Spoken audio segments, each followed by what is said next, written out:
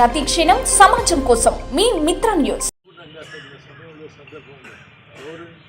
ఒకరి తర్వాత ఒకరిని గౌరవించుకుంటూ ఉన్నటువంటి ప్రధానమైన సమస్య ఇమీడియట్ 3 మాసాల్లో పార్లమెంట్ ఎన్నిక, 3 మాసాలకు ఎలక్షన్ స్టార్ట్ అవుతుంది. ఆ తర్వాత బహుశా 3-4 నెలల 4-5 మాసాల్లో సర్పంచ్ ఎన్నికలు, ఓ సంవత్సరం తర్వాత మళ్ళీ మీ మున్సిపాలిటీ.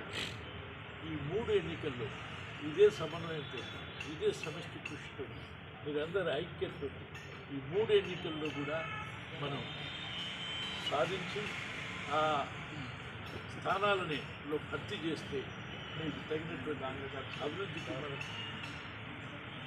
చాలా ఇబ్బంది తక్కువ తెలియజేస్తుంది.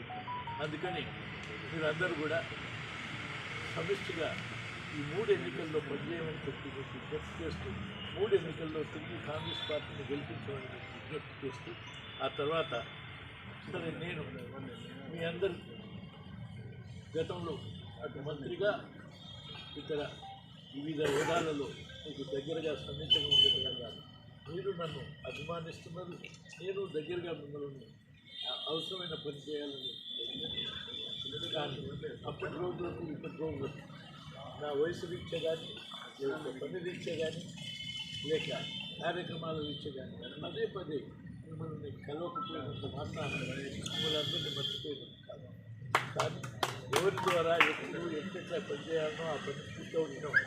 కానీ పదే కలవలేదని ప్రతి వాళ్ళు మా ఇంటికి రమ్మంటే, మీ ఇంట్లో ఉన్న ఆయన అటు ఇటు తిరగలేకపోతున్నాడు.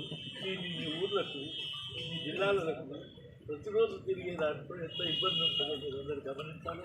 అందుకని పదే రాలేదనకుండా మీ హృదయాల్లో ఏ విధంగా దాచుకుని ఉన్నారో అట్లనే మీరు ఇంకా కొంతకాలం ఈ కార్యక్రమాలను పూర్తి చేసేదాకా, కొందరికి ట్రైనింగ్ ఇచ్చేదాకా, కొందరికి నేను తగిన ట్రైనింగ్ని ఇచ్చి మీ ప్రజలకు అప్పచెప్పేదాకా సమయం ఇవ్వమని చెప్పి మీ అందరినీ కోరుతూ, మళ్ళీ ఒకసారి క్రిస్మస్, నూతన సంవత్సర సంక్రాంతి శుభాకాంక్షలు తెలియపరుస్తూ పనిచేసినటువంటి కార్యకర్తలందరికీ ధన్యవాదాలు, అభివాదాలు.